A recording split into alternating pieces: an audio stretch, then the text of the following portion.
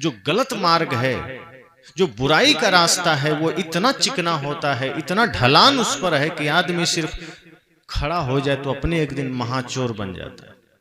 लेकिन धर्मात्मा बनने के लिए बड़ी साधना की जरूरत है, पुण्यात्मा बनने के लिए तपस्या की जरूरत है।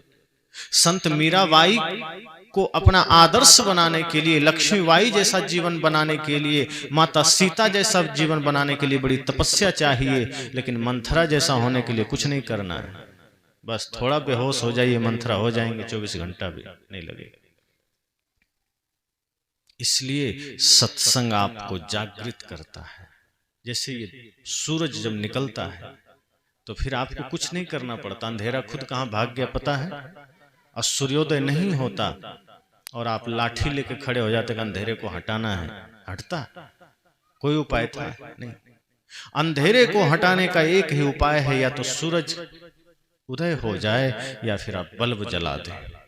तो जितना दूर तक बल्ब का प्रभाव होगा, अंधेरा दूर हो जाएगा। ऐसे ही ये जो हम सबके मन में जो विकार भरा है, जिन विकारों के वजह से, जिन कुत्सित भावनाओं के वजह से आदमी आज स्वयं निशाचर बन बैठा है, उसके लिए एक ही उपाय है ये सत्संग, जहां से हमारे जीवन में परिवर्तन आता है, जहां से हम तुरंत सुविचार में परिवर्तित हो जाते हैं, हम मानव बन जाते हैं। आज मानव के खोल में तो है, बन गया है दानव, और दानव से मानव पुनः बनने के लिए सत्संग जरूरी है। ये सत्संग हमको सिर्फ जगा देता, ऐसा नहीं है कि इंसान के भीतर कुछ है नहीं, सारे सद्गुण समाहित हैं।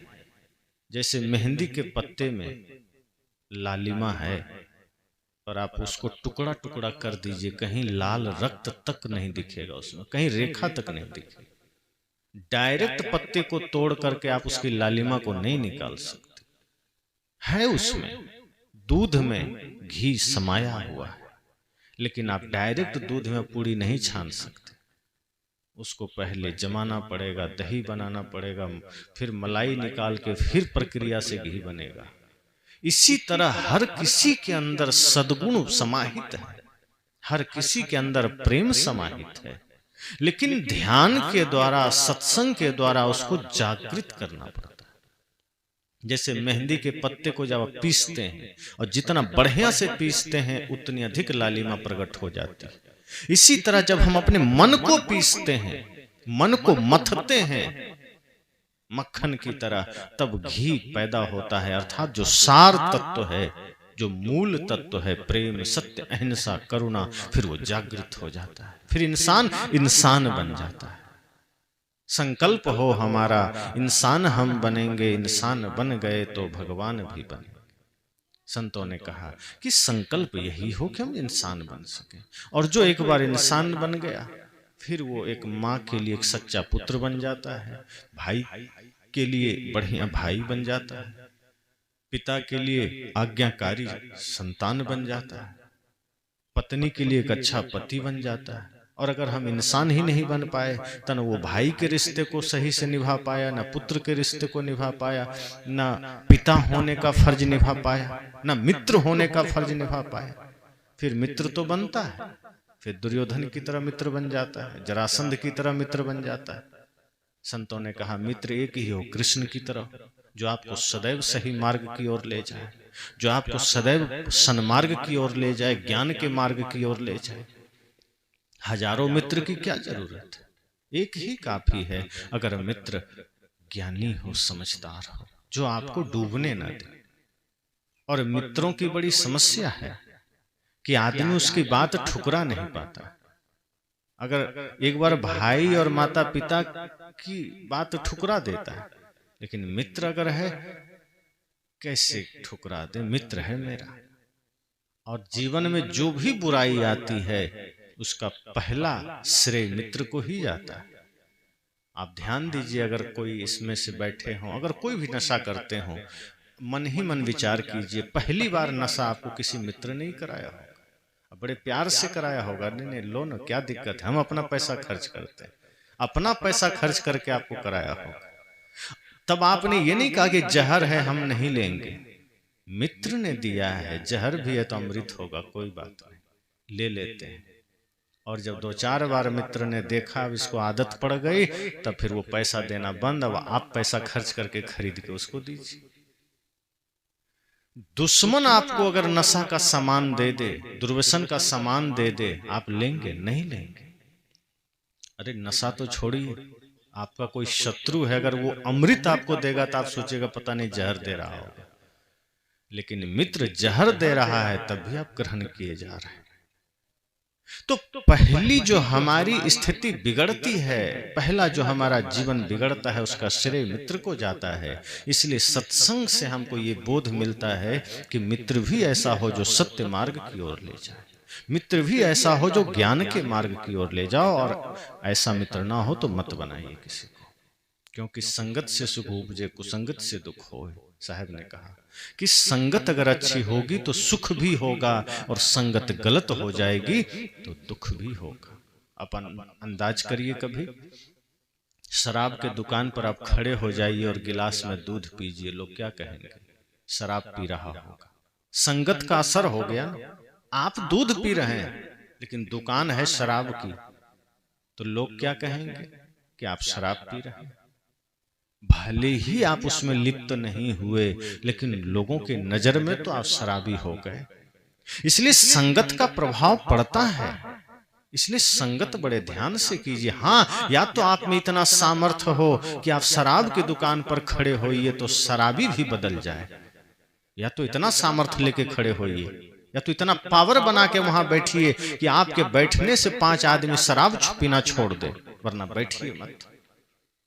और ये पावर होना चाहिए। इंसान ठान ले तो कुछ भी कर सकता है। कई बार लोग कहते हैं क्या करें, पड़ोसी है, मित्र है, रिश्तेदार है, सबके वजह से कभी कभी खैनी खा लेते हैं, तंबाकू खा लेते हैं, बीड़ी पी लेते हैं।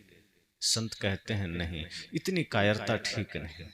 अपने को इतना स्ट्रॉन्ग कर लीजिए, इतना मजबूत कर लीजिए कि आपके प्रभाव में आके 10 आदमी वैष्णव बन जाए, 10 आदमी बीड़ी तंबाकू छोड़ सके।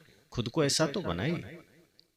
जब आप बढ़िया बनाएंगे, आप चेष्टा करिए कि आप लोगों के लिए प्रेरणा बन सके, आप लोगों के लिए आदर्श बन सके। ये जीवन और किस लिए मिला है?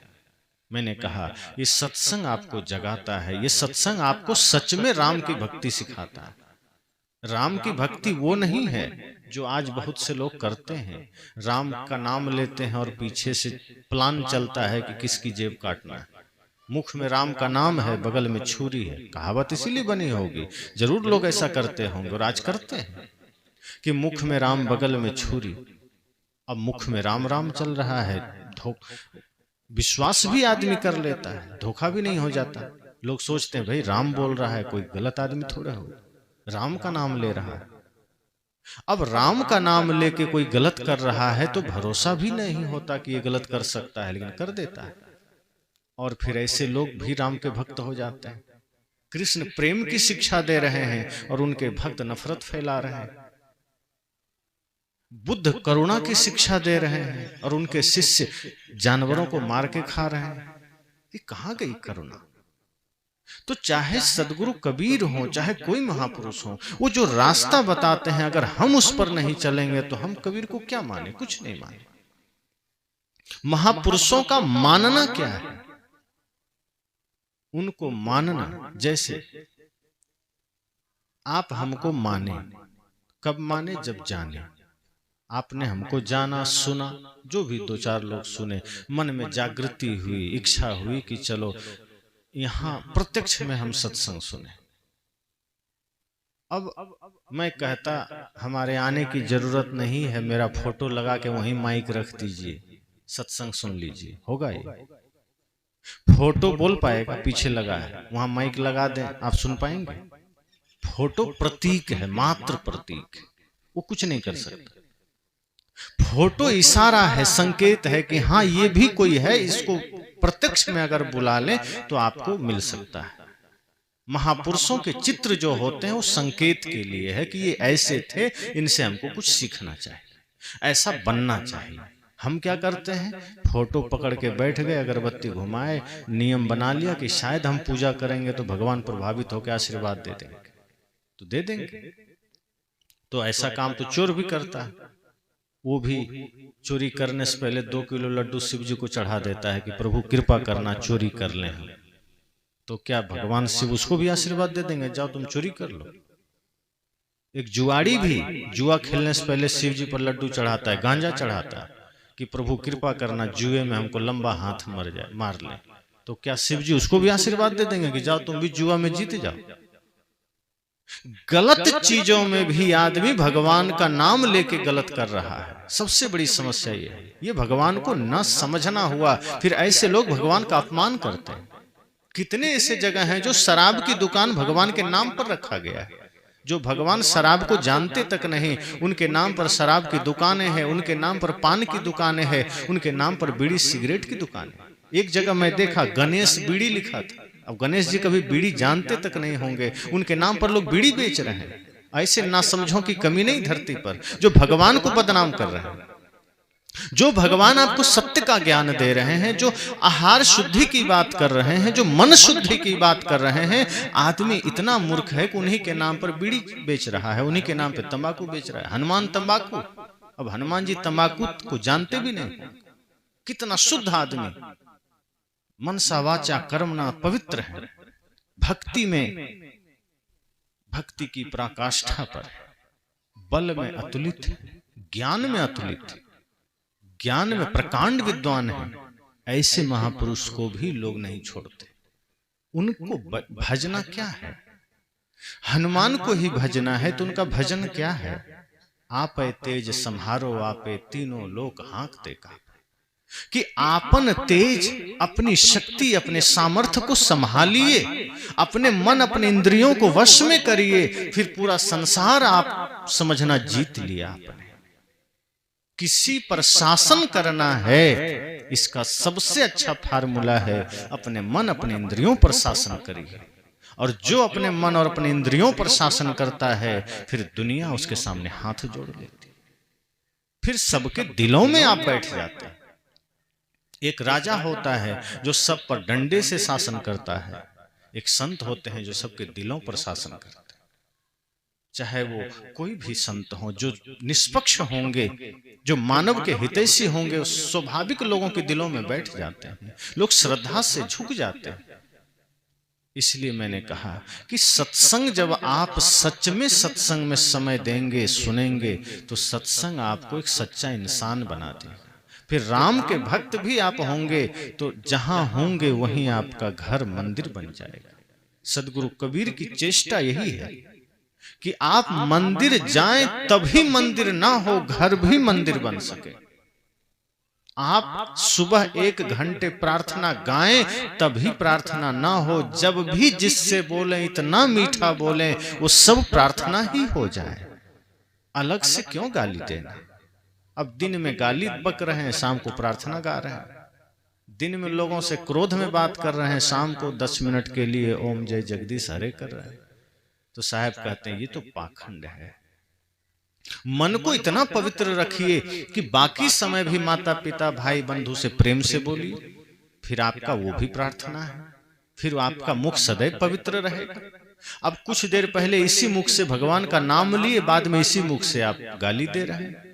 तो इसी मुख में कभी रावण बैठ गया, इसी मुख में कभी राम बैठ गया। इसलिए आज अगर राम जी का आगमन अयोध्या में हो रहा है तो मैं आह्वान करूंगा कि वही राम की मर्यादा का, उसी राम के चरित्र का आगमन आप सबके हृदय में होना चाहिए। जिस दिन राम का चरित्र, राम की मर्यादा आप सबके हृदय में आ जाएगा, ये देश, ये दुनिया, ये संसार, ये गांव, ये मोहल्ला सब राममय हो जाएगा, अर्थात सब ज्ञानमय हो जाएगा। फिर ना कहीं कोई भाई दुखी रहेगा, ना कोई मित्र दुखी रहेगा, ना आपका समाज दुखी रहेगा, ना आपका पड़ोसी दुखी रहेगा। जैसे ही सबके हृदय में आप राम को देखेंगे, जैसे ही आप सबके हृदय में राम की पहचान कर लेंगे, सबके साथ आपका व्यवहार मधुर हो जाएगा, मीठा हो जाएगा। फिर आप अपने समाज के लिए, राष्ट्र के लिए सदैव समर्पित रहेंगे। फिर मुख में राम होगा और बगल में भी राम होगा। और वो राम को हमारे संतों ने क्या कहा?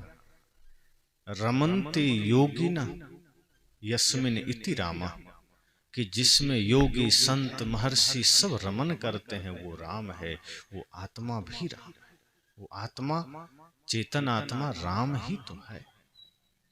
तभी तो हमारे महापुरुषों ने बड़े ही गहराई से, बड़े ही बारीकी से कहा कि जब तक मन के विकार नहीं मिटेंगे, जब तक मन के कलुषित भावनाएं नहीं मिटेगी, हृदय में राम प्रकट नहीं होंगे। राम को प्रकट करना है, राम को जानना है, राम को जीना है, तो मन को निर्मल करना पड़ेगा। एक भजन आपने सुना होगा, धोना था मन भूल गया तो धोता रहा तन मल मल के, घर का ईश्वर भूल गया तो तीर्थ करता चल चल के, धोना था मन भूल गया तो। क्या कहा? मन को धोना था। अब आदमी कई बार सोचता है कि बाल्टी में पानी लाए, कपड़े धो लिए, तौलिया धो लिया, और कोई कपड़ा है जो सब धो लिया, ये मन को कैसे धोए? ये तो समझ में नहीं आता है। कोई बाहर कपड़ा तो है नहीं, इसको धो ले, कैसे धो? और समस्या यही है कि धोना मन को ही। कपड़ा तो बाहरी चीज है, असली तो मन है। मन को कैसे धोना है? कहाँ धोना है? कैसे धुलेगा? कौन धोएगा? कोई धोबी है जो मन को धो दे? तो संतों ने कहा, साहब ने कहा, गुरु धोबी शिष्य कापड़ा, कि गुरु ही धोबी हैं और ये शिष्य कपड़ा है। अर्थात अगर मन को धोना है तो सत्संग में धुलेगा। ये सत्संग वो गंगा है जहां मन धुलता है। बाहर के पानी से आपके कपड़े धुल जाएंगे, शरीर धुल जाएंगे, पर मन के विकार, मन की गंदगी सत्संग रूपी गंगा में धुलेगी। और जब गंगा में, इस सत्संग में हम डुबकी लगाएंगे तो मन विकारों से मुक्त होगा, और जब मन विकारों से मुक्त होगा तो राम आपको मिल जाएंगे। इसलिए राम ने कहा भी है, निर्मल मन जन सो मोहि पावा, मोहि कपट छल छिद्र न भावा। कई लोग राम जी के पीछे दौड़ रहे थे। कोई कुछ दिन उपवास कर रखा था, कोई तपस्या कर रहा था, कोई कुछ हठ योग कर रहा था, लेकिन कोई माता का अपमान करके आया था, कोई पिता से झगड़ा करके आया था, कोई मांस खा के आया था। लोगों को बताया जाता है कि तुम मांस खाओ, मछली खाओ, अंडा खाओ, माता से लड़ो, भाई से लड़ो, कोई बात नहीं, राम का नाम लो, कल्याण हो जाएगा। तो ऐसा ही काम करके राम के पीछे वो दौड़े जा रहा था। तो राम जी मिल गए, थोड़ी दूरी पर सामने थे। कहा, क्यों मेरे पीछे आ रहे हो? तो उन लोगों ने कहा, आप ही को तो पाना चाहते हैं, ये पूरी दुनिया राम के पीछे भाग रही, हम भी आ रहे हैं, हम आपको पाना चाहते हैं। राम जी ने कहा, मुझे तो नहीं पा सकोगे। उन लोगों ने कहा, प्रभु आपके निकट आ गए हैं, अब तो बिल्कुल पा लेंगे, अब थोड़ी सी दूरी बची है, चले थे तो आप दिखते भी नहीं थे, अब तो हम इतना तेज चले कि आप दिख रहे हैं और आपसे हम बात भी कर रहे हैं, अब आपको हम पा लेंगे। राम जी ने कहा, ये जो फासला है ना, दूरी, ये बना रहेगा, कभी पा नहीं सकोगे। अब ये लोग निराश हो गए।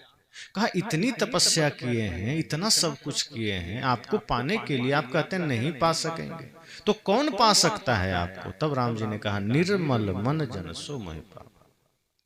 कहा, जिसका मन निर्मल है वो मुझे पा लेगा, उसको मेरे पास दौड़ने की जरूरत, वो जहां है मैं वहीं मिल जाऊंगा। शबरी का मन निर्मल था, कहीं जाना पड़ा, राम खुद द्वार पर आ गए। विदुर का मन निर्मल था, कहीं जाना पड़ा, दुर्योधन का मेवा त्याग दिया कृष्ण ने। कहा, तुम्हारा मेवा नहीं खाएंगे, तुम्हारा 56 भोग नहीं खाएंगे। कहाँ चले गए? बिना बुलाए विदुर के घर चले गए। विदुर तो बुलाए भी नहीं थे। लेकिन विदुर के जीवन में भक्ति थी, श्रद्धा थी, निर्मल मन था, इसलिए 56 भोग त्याग दिया श्री कृष्ण ने। लेकिन विदुर के घर का साग और रोटी भी अमृत से अधिक स्वादिष्ट हो गया। संत कहते हैं जब आपका मन निर्मल हो जाता है तो समझो राम आ गए। जब आपका मन निर्मल होता है तो समझना आपका घर मंदिर बन गया। तो वहां एक मंदिर बन रहा है, उस मंदिर से आपने क्या सीखा? मंदिर बने न बने, आपका घर, आपका जीवन अगर मंदिर बन गया तो राम तो हर घर में आ गए। राम का आना क्या है? राम का आना सिर्फ राम का नाम का आना नहीं है, राम के मूर्ति का आना नहीं है, राम के आदर्श का आना जिस दिन हो गया समझना राम का आना हो गया। जिस दिन भारत पुनः अपने अतीत के उन गौरवमयी इतिहासों को संजो लेगा, पुनः उसी भाव में आ जाएगा। जब ये कहा जाता था कि सर्वे भवन्तु सुखिनः सर्वे सन्तु निरामया, ये भारत का उद्घोष रहा। जिस दिन आपके हृदय से सबके लिए सुख की कामना उठ जाए, जिस दिन आपके हृदय से सबके लिए प्रेम की भावना उठ जाए, समझना राम का आगमन इस दिल में हो गया है। अभी तो हमारे हृदय से उठता है कि बस मैं सुखी हो जाऊं और बगल वाला तो महा दुखी हो जाए। अभी हमारे हृदय से यही पुकार उठता है कि हमारा घर बड़ा हो जाए, पड़ोसी का तो झोपड़ी में भी आग लग जाए तो अच्छा है। हमारा बच्चा पास हो जाए सारे एग्जाम और दूसरे का बच्चा फेल हो जाए। हमें धन मिल जाए, दूसरे निर्धन ही रहें। संतों ने कहा नहीं, जिस दिन आपके हृदय से ये भाव जगेगा कि सर्वे भवन्तु सुखिनः, सबको सुखी कौन देख सकता है? जिसका मन निर्मल होगा। यही हमारा इतिहास रहा है। ये भारत ऋषि मुनियों का देश रहा है, संतों का देश रहा है, साध्वियों का देश रहा है, वीर वीरांगनाओं का देश रहा है। ये कायरों का देश नहीं है, ये निशाचरों का देश नहीं है। और कुछ निशाचर हुए भी हैं समय काल खंड में, तो उनसे हमारे देश की पहचान नहीं हुई। इस देश की पहचान राम कृष्ण बुद्ध महावीर कबीर सुर तुलसी से हुई, वीर भगत सिंह से हुई है, चंद्रशेखर आजाद से हुई है, नेताजी सुभाष से हुई। इस देश की पहचान इन्हीं महापुरुषों से हुई है। हम इनके आदर्श को क्यों ग्रहण नहीं करते? आज आपके बच्चे हीरो हीरोइन के पीछे क्यों भाग रहे हैं? क्यों आपकी बच्चियां रानी लक्ष्मीबाई को नहीं जानती, नहीं सुनती? क्यों आपके बच्चे भगत सिंह को नहीं जानते? क्यों उनका अनुसरण नहीं करते? आपके बच्चे राम के आदर्श को क्यों धारण नहीं करते? आज लोग कहते हैं क्या करें, बच्चे बिगड़ गए। कहां से बिगड़ गए? मां के गर्भ में बिगड़े हैं, बाहर आकर के आपके संग से बिगड़े हैं। वो कोई पाकिस्तान थोड़ी चला गया था, वहां बिगड़ के यहाँ आया। जन्म लिया, आपके बीच रहा, आपने ही बड़ा किया, आपने ही संस्कार दिया, वो बिगड़ कैसे गया? अगर आपके बच्चों में दिव्यता नहीं उतरी, अगर आपके बच्चों में माता पिता गुरु की भक्ति नहीं उतरी, तो वो कोई दोष बाहर का नहीं, आपका दोष है। हम सोचते हैं हमारा बच्चा भी श्रवण कुमार की तरह हो जाए। कि श्रवण कुमार ने क्या किया? माता पिता की सेवा में अपना पूरा जीवन खपा दिया। माता पिता को कांवर में डोली में रख करके 4 धाम की यात्रा करा दिया श्रवण कुमार। आज के बच्चे क्या करते हैं? लालच में, स्वार्थ में पड़ के अपने माता पिता को वृद्धाश्रम की यात्रा करा देता है। 4 धाम की तो क्या ही कराएगा, कहां से कराएगा? वो भावना कहां से आई? माता पिता ही सर्वोपरि देव हैं, ये समझ में क्यों नहीं आता बच्चों को? क्योंकि हमने उसका लालन पालन, उसकी परवरिश धर्म से वंचित होकर किया है। हमने अर्थ को मूल में रखा है, हमने संसार को मूल में रखा है, हमने माया को मूल में रखा है, हमने स्वार्थ को मूल में रखा है। और जहां स्वार्थ मूल में हो जाता है वहां बच्चों में परमार्थ का भाव कभी नहीं आता, त्याग का भाव कभी नहीं आता, भक्ति का भाव नहीं आता। और जो आप बोते हैं वही आप काटते हैं, दूसरा कुछ नहीं मिलता। आप अगर आम का पौधा बोएंगे तो क्या उससे बबूल के कांटे मिलेंगे? लेकिन बबूल का पेड़ बोएंगे तो बबूल का कांटा जरूर मिलेगा, फिर आम का फल नहीं मिलेगा। इसी तरह से अगर बच्चों में दिव्यता आप डालेंगे, सही संस्कार देंगे, सही माहौल देंगे, तो ये बच्चे आपको ही नहीं इस राष्ट्र को भी दिशा दे सकते हैं। इन्हीं बच्चों में से कोई भरत हो गए थे, कोई वीर शिवाजी हुए, कोई राम हुए। ऐसे ही जन्म लेने के बाद ऐसे छोटे छोटे नन्हे नन्हे बच्चे थे, सबको सही संस्कार मिला, माता पिता का बढ़िया संस्कार मिला, ज्ञान मिला, संतों का आशीर्वाद मिला। कोई चंद्रगुप्त, कोई अशोक, कोई चाणक्य हो गए, कोई कबीर, कोई सुर, कोई तुलसी हो गए। आज भी बहुत से महापुरुष हैं। एक आदमी ने कहा कि आज सच्चे संत नहीं है,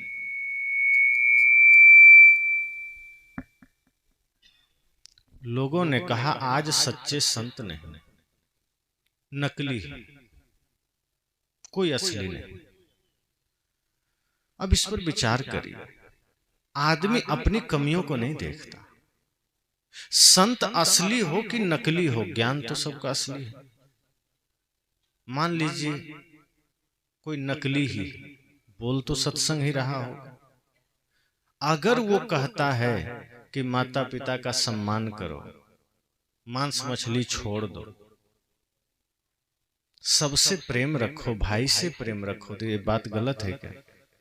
अगर कोई नकली ही बोला है तो आपके लिए तो असली है वो संत, वो विचार। संत को रहने दीजिए नकली, उसका देह से आपको क्या लेना देना? आपको उसके ज्ञान से लेना देना है ना। आप दुकान पर जाते हैं मिठाई खरीदने, तो आप मिठाई के बारे में जानते हैं कि मिठाई बढ़िया है कि नहीं, कि हलवाई का पूरा डिटेल निकालते हैं, हलवाई कैसा है निकालते हैं क्या? कि नहीं पहले हलवाई के बारे में जानेंगे, अगर ये सही होगा तभी मिठाई लेंगे। क्या लेना देना, वो मिठाई बेच रहा है, आप लेते हैं खाते हैं, मन आपका भर गया, हो गया। अगर कोई मिठाई के दुकान पर चोरे बैठ के अगर मिठाई बेच रहा है, आप क्या करते हैं? मिठाई लेके चल देते हैं। कोई दुष्टात्मा बेच रहा है, आप लेके चल देते हैं। मिठाई से मतलब रखिए, कहाँ है, कौन है, किस, उसका पिता कौन है, उसका गांव क्या है, उसका कैरेक्टर सर्टिफिकेट आपको निकालने क्या जरूरत है। और एक बात और ध्यान रखिए, असली का ही नकली होता है। अगर असली है तभी नकली चल रहा है, अगर असली होगा ही नहीं तो नकली किसका बनेगा? नकली ऐसे बन जाएगा। असली नोट है तभी तो उसका नकली नोट बाजार में आया है। इसका मतलब असली भी कहीं है, उसी का नकली आज चल रहा है। तो उस असली का खोजिए, वो आपका काम है कि असली तक पहुंचना है। लेकिन ये कह देना कि असली संत ही नहीं है, तो नकली कहां से आया? असली है तभी उसका डुप्लीकेट आया है ना। डुप्लीकेट किसका आया? असली का ही है। असली जब नहीं होगा, अब चीन क्या करता है? ओरिजिनल सामान का डुप्लीकेट बनाता है, तो ओरिजिनल तो चाहिए ना। जब ओरिजिनल होगा ही नहीं तो डुप्लीकेट किसका करेगा? कॉपी तो ओरिजिनल का ही हो सकता है। इसलिए असली संत हैं, उनको कम से कम माध्यम तो नकली ही बन जाता है कई बार। उनसे आप कुछ सुनते हैं, सीखते हैं, उसी से फिर आप असली की खोज कर लेते हैं। इसलिए सत्संग आपको सब कुछ का भेद बताता है। ये सत्संग आपको एकदम यथार्थ ज्ञान देता है। और सत्संग किसी संप्रदाय का नहीं होता, सत्संग किसी जाति विशेष का नहीं होता, सत्संग मानव मात्र का होता है, बल्कि प्राणी मात्र का होता है। और जो सच्चे संत होंगे वो न किसी जाति में बंधे होंगे, न किसी संप्रदाय में बंधे होंगे, उनके लिए संपूर्ण विश्व उनका परिवार होगा। और अगर थोड़ा सा राष्ट्र भाव से लेंगे तो ये देश उनका अपना पूरा परिवार होगा। सभी लोग उनका अपना लोग होंगे, किसी से कोई विरोध नहीं। चाहे कोई राम को मानते हैं, कृष्ण को मानते हैं, चाहे कोई बुद्ध को माने, चाहे कोई महावीर को माने, क्या दिक्कत है?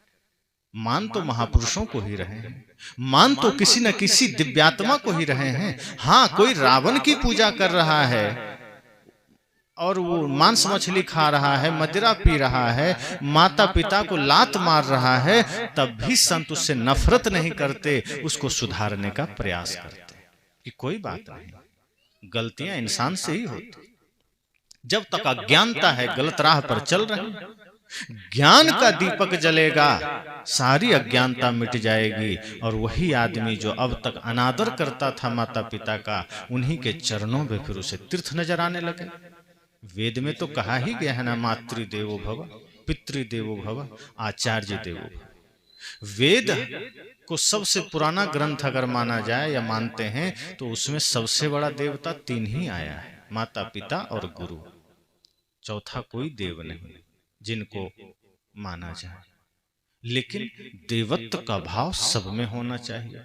जैसे लोग कई जगह बोल देते हैं कि बोलिए अपने अपने माता पिता की जय, तो सिर्फ अपने अपने नहीं, दूसरे के माता पिता की भी जय बोलने में कोई दिक्कत नहीं, क्योंकि माता पिता सबके होते हैं, वो सभी दिव्य होते हैं। कोई कोई माता कोई कोई पिता भी गलत होते हैं। अब जैसे प्रहलाद बेचारा, उनका बाप ही गड़बड़ था, हिरण्यकश्यप। तो कोई कोई पिता भी गड़बड़ होता है, लेकिन पुत्र बढ़िया होकर के पिता को भी तार देता है। और कोई कोई पिता बढ़िया है, पुत्र भटक जाता है। महात्मा गांधी जी के पुत्रों के बारे में कहा जाता है शराबी जुआड़ी थे, भटके हुए थे, गांधी जी इतने महात्मा। तो ये अपवाद होता है। नियमतः ये होता है कि माँ बाप अगर दिव्य हैं, संस्कारी हैं, तो बच्चे भी सही मार्ग पर चलते हैं। और ये सारा बोध आपको सत्संग से मिलता है। तो ये पहला दिन का सत्संग है। और सत्संग चाहे थोड़ी ही देर का हो, सत्संग सदैव जागृति लाता है, चेतना को जगाता है। सच्चे संत आपको ये कभी नहीं कहेंगे कि तुम बस सत्संग सुन लो मुक्ति मिल जाएगी। सत्संग मुक्ति नहीं देता, सत्संग मुक्ति का मार्ग देता है।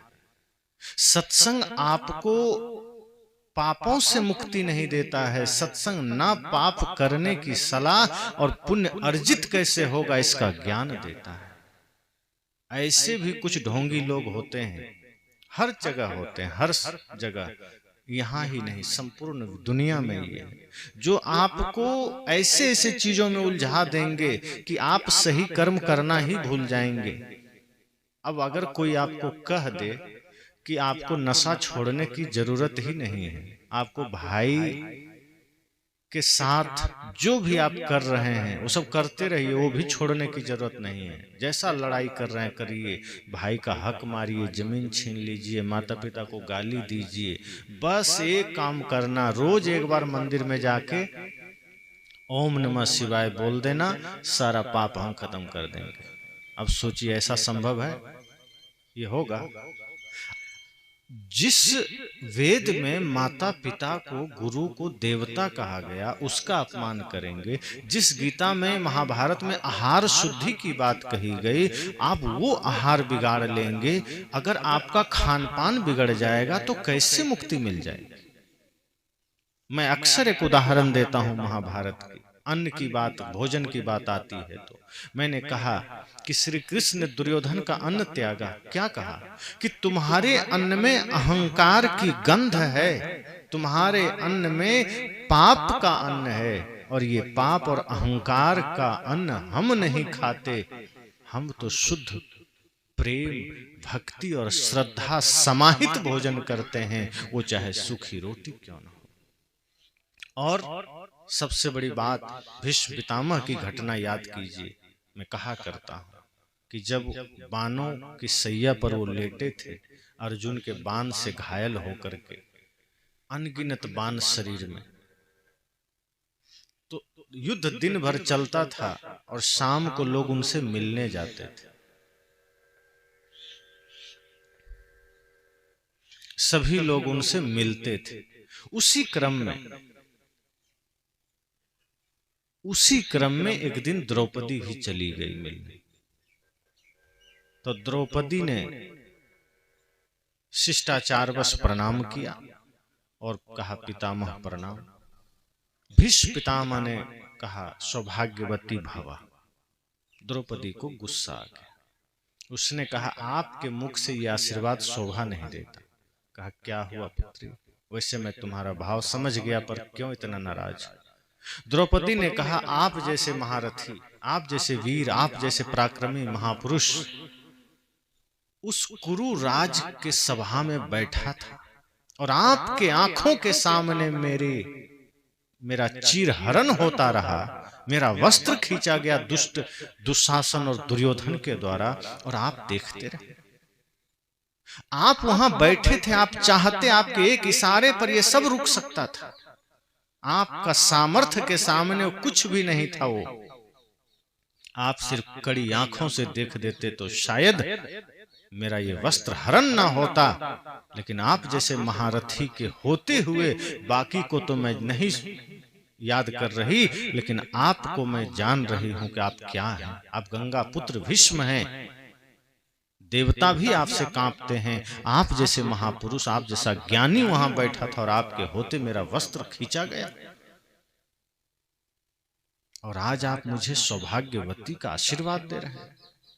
जब आपका बल मेरी रक्षा न कर सका, आपका ज्ञान मेरे स्मिता न बचा सका, तो आज किस मुख से आप सौभाग्यवती का आशीर्वाद दे रहे हैं। संत कहते हैं कि अगर आप अपने भीतर के सामर्थ्य, अपने शक्ति को जागृत रखेंगे तो फिर आपका बल किसी निर्बल का काम बनेगा, फिर आपकी शक्ति किसी बेसहारे का सहारा बनेगी, वरना आपका बल बेकार है। द्रौपदी ने कहा, उस दिन आपका बल कहाँ गया, उस दिन आपका ज्ञान कहाँ गया, उस दिन आपकी शक्ति कहाँ गई। भीष्म पितामह ने बड़ी गजब की बात कही। उन्होंने कहा, पुत्री मुझे क्षमा करना, ये बिल्कुल ठीक कह रही है। मेरे होते तुम्हारा वस्त्र हरण हुआ, मैं बैठा था, ये मेरे लिए सबसे बड़ा पाप का दिन था। शायद उसकी सजा मुझे जरूर मिलेगी और मिल रही है। लेकिन एक बात बता दूं कि अगर मैं धर्म का साथ न दे पाया, मैं तुम्हारी रक्षा न कर पाया, तो इसका इतना सा कारण है कि तब मैं दुर्योधन के शिविर में था और दुर्योधन के पाप का अन्न खा रहा था और मैं भी पाप का भागीदार बन रहा था। इसलिए उस पाप के अन्न के वजह से मेरा मन पवित्र ना हो सका और मैं तुम्हारी रक्षा न कर सका। इसलिए जैसा खाए अन्न वैसा बने मन। इसलिए आपका भोजन, आपका आहार अगर शुद्ध हो जाएगा, तभी आप धर्म पथ पर चल सकते हैं, तभी आप धर्म को जागृत कर सकते हैं। अगर कोई आपको कहता है कि मांस मछली मदिरा खाते रहो, भगवान का नाम लो पार हो जाओगे, तो समझना कि वो धोखेबाज है, वो आपको उसे धोखा दे रहा है। वो खुद भी डूबा है, आपको भी डुबाने के चक्कर में। जो उगा हुआ रहेगा वो आपको सबसे पहले वाणी शुद्ध कराएगा, आपका भोजन शुद्ध कराएगा, आपका कर्म शुद्ध कराएगा। बिना कर्म की पवित्रता के अगर सिर्फ पाप करते हुए सिर्फ नाम लेने से कोई पार हो जाए, तो गीता का ज्ञान तो फिर फालतू है। गीता पढ़ लीजिए, सब जगह आहार शुद्धि, मन शुद्धि, वाचा शुद्धि, कर्म शुद्धि की बात लिखी गई। क्यों लिखी गई? रामायण पढ़ लीजिए, वेद पढ़ लीजिए, उपनिषद पढ़ लीजिए, सब में मन शुद्धि की बात है, सब में आत्म संयम की बात है, सब में चरित्र सुधार की बात है। फिर तो सारे ग्रंथ फालतू हो गए। लेकिन कुछ लोग इससे भी ऊपर बढ़ जाता है कि नहीं, कुछ नहीं करना है, हम गारंटी लेते हैं। कभी कभी तो लगता है, हो सकता है अपना अलग कहीं स्वर्ग बना लिया होगा, सबको वहीं भेज देगा। लेकिन ऐसा नहीं है। सच तो ये है कि आदमी जो भी करेगा, जैसा करेगा, वैसा ही पाएगा, चाहे वो। अब एक उदाहरण मैं देता हूं, आप लोग प्रयोग करिएगा घर में जाके। खूब ओम नमः शिवाय और गायत्री मंत्र पढ़िएगा 1 घंटा। उसके बाद एक ठो बबूल का पेड़ लगा दीजिए, और 2-4-5 साल के बाद अगर आम का फल उससे आ जाए, तो फिर मैं समझ जाऊंगा कि मंत्र में पावर था। क्योंकि मंत्र भले आपने सही से पढ़ा है, पर कर्म आपने सही नहीं किया। अगर मंत्र के साथ साथ कर्म भी सही कर देंगे तो फिर बात बन जाएगी। और आप अगर मंत्र पढ़ के, यज्ञ करके, हवन करके, नाम जप करके बबूल का पेड़ लगाए हैं, तो आम कभी नहीं मिलेगा। लेकिन बिना मंत्र जप के आम का पेड़ लगा दीजिए तो आपको आम का फल मिल जाएगा। खेत में अगर आपने गेहूं बोया है तो धान नहीं काट सकते। अगर आपने गलत कर्म किया है तो कोई नाम जप से ठीक नहीं हो सकता है। हाँ, नाम जप से एक काम हो सकता है। अगर आप सच में निष्ठा पूर्वक कोई भी नाम जपते हैं, अगर समर्पण से जपते हैं, तो क्षण भर के लिए मन में शांति आ सकती है, मन स्थिर हो सकता है, मन एकाग्र हो सकता है। इतना ही उसका प्रभाव। जैसे कुछ लोग तो नाम जप को भी अब ड्यूटी समझ के लेते हैं। किसी को गुरु ने कह दिया राम राम जपो, या गुरु नाम लो, या सतनाम सतनाम जपो, या सदगुरुए नमः कहो, सदगुरु शरणम कहो, ओम नमः शिवाय कहो, तो आज आदमी उसको भी एकदम नियम से और ड्यूटी समझ के करता है। राम राम राम राम मुख में चल रहा है, इधर चिंता चल रही है, दुकान पर क्या हो रहा होगा, खेत में क्या हो रहा होगा, बच्चे कहाँ होंगे, पड़ोसी पता नहीं क्या प्लान बना रहा है, दो चार आदमी हंस दिया, राम राम चल रहा है, देख लिया कोई हंस दिया, अब पता नहीं वो मेरे ऊपर क्यों हंस दिया, अब टेंशन हो रहा है, मुख में राम राम राम राम। इसका मतलब वो राम सिर्फ मुख में चल रहा है, वो राम भीतर उतरा नहीं। जब राम राम कहें तो इतनी एकाग्रता से आप कहिए कि वो सारी चेतना मन सब राम के नाम में केंद्रित हो जाए, फिर देखिए उसका प्रभाव।